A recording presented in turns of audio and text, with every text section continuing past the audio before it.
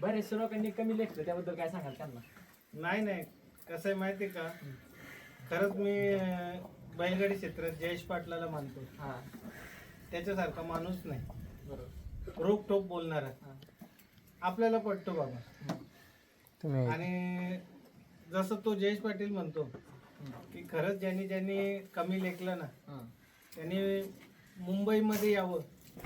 आपण मुंबईला सुद्धा बिनजोड खेळायला तयार आहे. हा बरोबर. आणि त्यांनी गटात सुद्धा सांगावं, आपण गटात सुद्धा गाडी त्यांच्या बाजूला झुकू. तर नमस्कार मित्रांनो, बरेचसे दिवस झाले आपल्या चॅनलला व्हिडिओ वगैरे नव्हता, परंतु 22 तारखेला होणाऱ्या युवा हिंद केसरी मैदानासाठी आपण हिंद केसरी बादशाच्या गोट्यावर आलो आहे. आणि बादशाच्या इथून मागे पण आपण बाईक घेतल्या, पण जे बादशाचं नियोजन करतात, जे मालक आहे, ते कधी समोर आले नाही. तर दादा, काय तुमचा परिचय आहे महाराष्ट्राला आहे, पण एकदा तुमचा परिचय करून द्या. माझं नाव सुदाम चव्हाण आहे. आजपर्यंत बैलगाडी क्षेत्रामध्ये माझ्यापेक्षा हा बैल हा सगळ्यांचा आहे. आणि हा बैल सगळ्यांचा असल्यामुळं माझं श्रेय कमी असून बाकी सगळ्यांचं श्रेय जास्त आहे. त्याच्यामुळे मला वाटतं की माझ्यापेक्षा या सगळ्यांची जास्त गरज या बैलगाडी क्षेत्रामध्ये सगळ्यांची गरज सगळ्यांसाठी हवी आहे. म्हणून मी सध्या जास्त उपलब्ध नसतो, पण आपल्या नाशिक भागामध्ये जे मैदान आहे आणि मागच्या वेळी मैदान होतं त्यावेळी मी उपस्थित होतो आणि यावेळी नक्की मी उपस्थित असणार आहे. आणि खरंच मी सगळ्यांचे आभार मानायचे म्हटलं तर ही सगळी आपली बादशाहची फॅमिली आणि बादशाहसाठी हे आवर्जून काही माझे बंधू असतील हे साताऱ्याहून येतात. हे बैलासाठी इतके वेडे त्यांना घर दार का फक्त हे बैलासाठी. काही माझी फॅमिली आहे ही डोंबिवलीची आहे म्हणा, मयूर केने बॉक्सर म्हणा, हा कल्याणचा आहे ओमकार कारभारी, हे सगळे तिकडनं येतात फक्त बैलासाठी. याच्यासारखं प्रेम मला तर अजूनपर्यंत कुठे भेटलं नाही. हा बरोबर. ह्या क्षेत्रात पैशापेक्षा प्रेम जास्त मिळतं. नक्कीच नक्कीच. आणि काय सांगाल 22 तारखेच्या मैदानाबद्दल काय सांगाल? ते मैदान मागच्या वर्षी पण तिथं विक्रमादित्य बकासूर बरोबर आपला बादशाह पाहिला आणि त्यापासूनच बादशाह उजेडात आला. त्याबद्दल काय सांगाल? नक्की. बघा, देवांचा देव महादेव जसा असतो तसं बैलगाडी क्षेत्रामध्ये बकासूर हा देव आहे. आणि देवाच्या गळ्यामध्ये आजपर्यंत जेवढे गरिबाचे बैल पळाले तेवढे सगळे बैल वर आणले ते फक्त बकासूर. त्याच्यामध्ये श्रेय हे आमच्या बादशाला सुद्धा मिळालेलं आहे.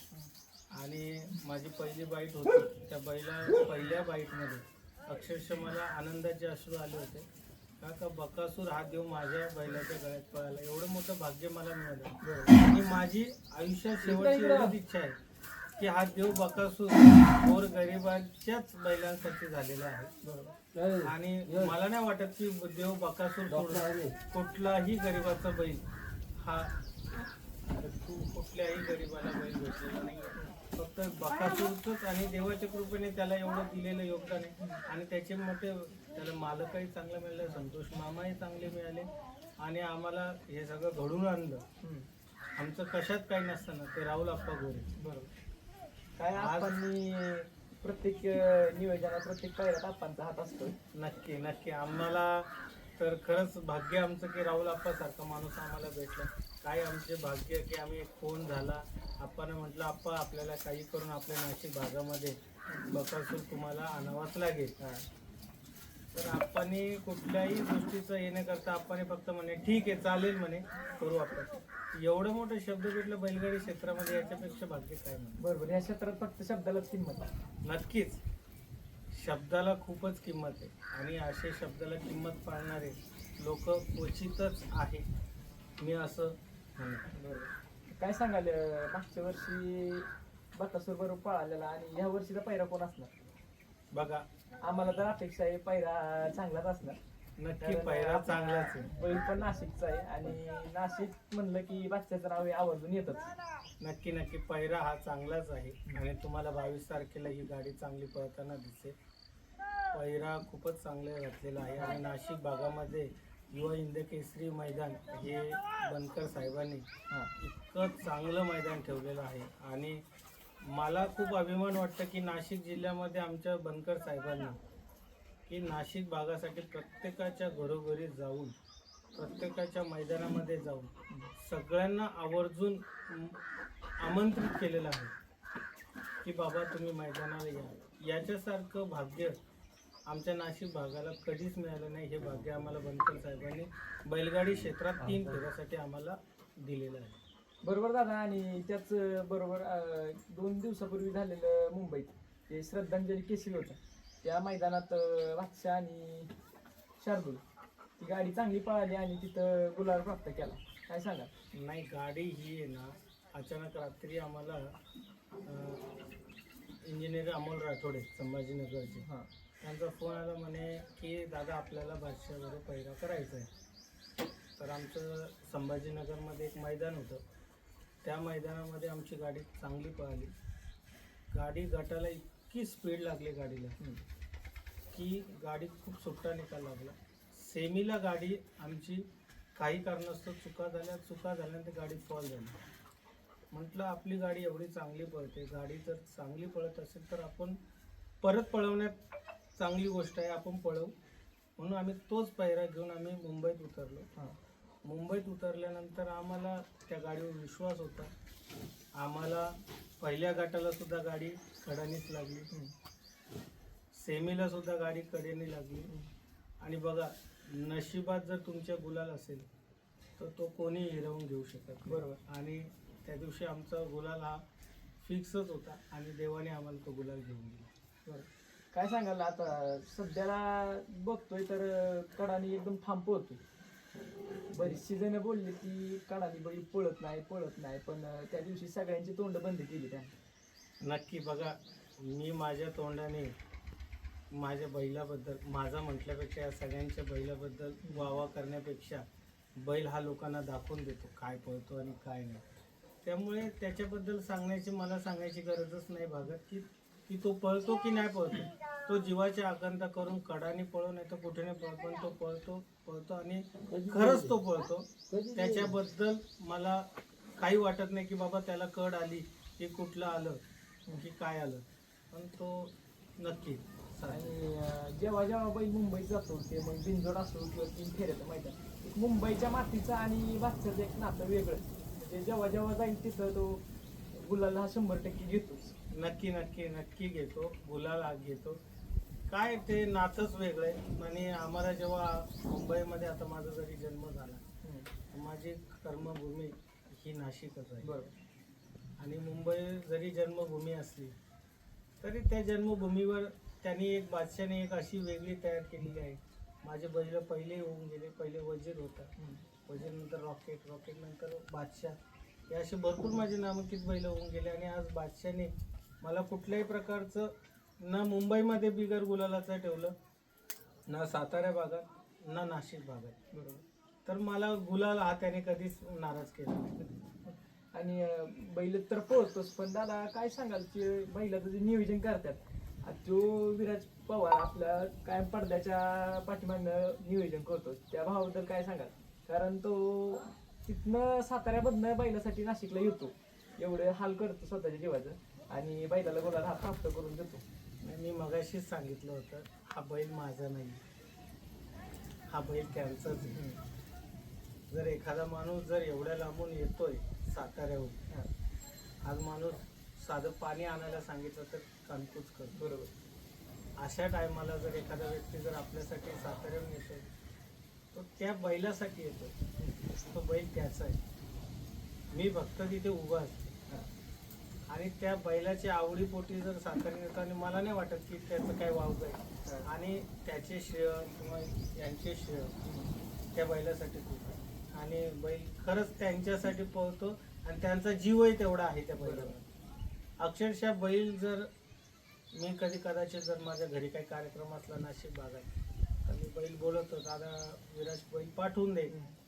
तर अक्षरशः त्यांच्या घरामध्ये सुद्धा त्यांना रडायला येतं की बाबा बैल चालला.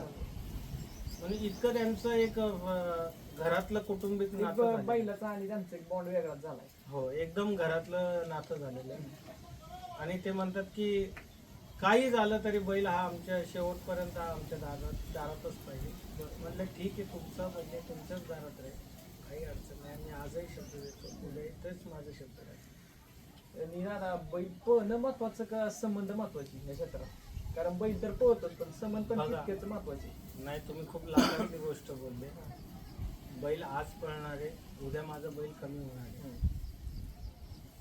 त्यापेक्षा जास्त महत्वाचे संबंध. संबंधाला खूप मोठी गोष्ट आहे, कारण की संबंध जर असतील तर तुमचा बैल पळत नसला तरी तुम्हाला बैल देतील. बरोबर. आज तुमचा बैल पळतोय म्हणून तुम्हाला लोक विचारणार आहे, पण जेव्हा पळतीचा काळ असतो तेव्हा संबंध जर तुमचे चांगले असतील तेव्हाच तुम्हाला बैल मिळतो. त्यामुळे मी पहिले प्राधान्य संबंधाला देतो. आणि आहे आपल्या भागातलीच काही लोक ज्यांनी आपल्या बैलाला कमी लेखलं, त्यांना बैलांनी उत्तर दिली ती 2-3 मैदानात. काय सांगाल हे त्याबद्दल? बघा, काय सांगू मला तर, मी कसं आहे की तेही माझेच माणसं आहे. हां, नाशिक भाग म्हटलं तरी माझं. बरोबर. आता घरामध्ये सुद्धा वाद राहतात, काही मोठा भाऊ राहतो, काही छोटा भाऊ राहतो. बरोबर. तसं नाशिक भागातले काही बैल जरी असले किंवा काही लोक जरी असले चालतात, उतार चढाव चालूच असतो, पण कधी आपण शब्दाने कोणाला काही दुखवायचं नाही, काय नाही. तो बैल करतो, तो मुका प्राणी आहे. माणूस बोलून वाईट होतो. ते बैल पळतात, माणूस पळत नाही, मला तर असं वाटतं. त्यामुळे माणसाने कोणी असो, मी असो कोणी असो, माझा बैल कमी पडला का तुझा बैल कमी पडला, ते बैल मुका प्राणी आहे, तो पळायचा तेवढा पळणार आहे.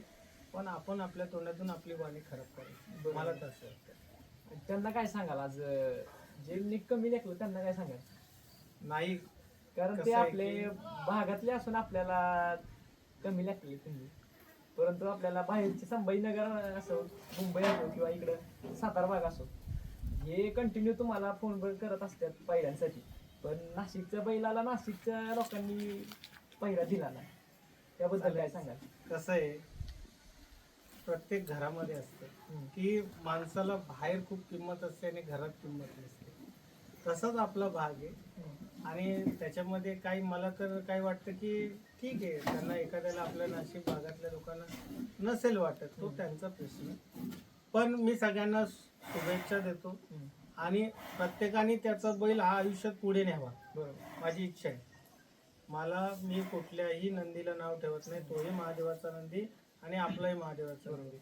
त्या नंदीला नावं ठेवलं काय आणि माझ्या नंदीला नावं ठेवलं काय? मी जर दुसऱ्याच्या बैलाला नाव ठेवतो तर नक्की कदाचित माझाही बैल त्या कॅटेगरीमध्ये गिनला जातो. बरोबर. त्यामुळे कधीही बैलगाडी क्षेत्रामध्ये आपली कधीही स्तुती करू नये आणि आपलं कधीही कोणाला हे करू नये. बरेचशा लोकांनी कमी लेखलं, त्याबद्दल काय सांगाल त्यांना? नाही, कसं आहे माहिती आहे का, खरंच मी बैलगाडी क्षेत्रात जयेश पाटलाला मानतो. हां, त्याच्यासारखा माणूस नाही, बरोबर. रोकटोक बोलणारा. हां. आपल्याला पटतो बाबा. आणि जसं तो जयेश पाटील म्हणतो की खरंच ज्यांनी कमी लेखलं ना, हां. त्यांनी मुंबईमध्ये यावं. आपण मुंबईला सुद्धा बिनजोड खेळायला तयार आहे. हां, बरोबर. आणि त्यांनी गटात सुद्धा सांगावं, आपण गटात सुद्धा गाडी त्यांच्या बाजूला झुकू. जर ते बोलत असेल तर आपण गाडी खेळायला तयार आहे. बरोबर. आणि जयेश पाटील ह्या नावावरती 50-50 जो सोन्या आणि बादशाह हा एक आमची म्हणजे वैयक्तिक अपेक्षा आहे का तो आम्हाला फेरा बघायचा आहे. तो कधी नक्की. बघायला भेटणार का? बघा, बैलगाडी क्षेत्रातला देव बकासूर हा, त्याचा गुरु म्हणजे सोन्या 50-50. मोठं सोन्या. जर सगळ्यात मोठा जर गुरु जर सोन्या असेल हां. आणि सोन्यामध्ये पळण्याची इच्छा प्रत्येकाची असते, तशी आमची सुद्धा इच्छा. आणि मला माहिती आहे जयेश दादा ही माझी इच्छा पूर्ण करणार आहे. आणि त्यांनी स्वतः मला शब्द दिला होता हां. की दादा आपण कधी पण गाडी पळू, हां. तुम्ही सांगाल तेव्हा गाडी पळू. आणि आपण त्यांच्या शब्दाकरता कधी निम्या रात्री जाऊ. त्यामुळे आपल्याला वाटेल नक्की आपण ही गाडी पळू. आणि शेवटचा प्रश्न करतो आता. विक्रमादित्य द्वादश हिंदकेसरी बकासूर देव आणि बादशाही ही गाडी परत कधी पळताना दिसते? नक्की ही गाडी पळणारच आहे. मामांनी आपल्याला शब्द दिला होता की आपली ही गाडी आपण साताऱ्यामध्ये नक्की पळू. येत्या काळात तुम्हाला नक्की ही गाडी पळताना दिसेल. चालतंय. तुम्हाला 22 तारखेला होणाऱ्या हिंदकेसरी मैदानासाठी शुभेच्छा असतील. आणि निश्चितच प्रेक्षकांना आणि वैयक्तिक मला, कारण की माझी जी चॅनलची सुरुवात आहे हे बादशाह माझा, मी प्रत्येक व्हिडिओत सांगत आलोय, काल पण देव त्यालाच मानत होतो, आज पण त्यालाच आणि उद्या पण तोच देव राहणार. तर त्याचा पहिरा आणि नियोजन हे चांगलं करा हीच विनंती राहील तुम्हाला. नक्की मी खरंच तुमचे सुद्धा खूप आभार मानतो की तुम्ही आपल्या ह्या यूट्यूब चॅनलसाठी किंवा आमच्या बादशाहसाठी खूप मोठं तुम्ही योगदान दिलं. तसेच जसं तुम्ही म्हटले आज की यूट्यूब चॅनलची पहिली सुरुवात ही बादशाहमुळे झाली, तसंच काल का परवाच्या बाईटमध्ये तुम्ही ऐकलंच असेल की आपला सागर काळभोर सुट्टीचा चप्पल जिंकता, त्याची सुरुवात सुद्धा बादशाहच्या सुट्टीमुळेच झाली आणि तो सुद्धा तसं झाला. आणि मी खरंच मनापासून तुमचे खूप आभार मानतो की तुम्ही आज इथे आलात आणि आमची बाईट घेतली आणि तुमचं योगदान दिलं. खरंच मनापासून आभार. धन्यवाद.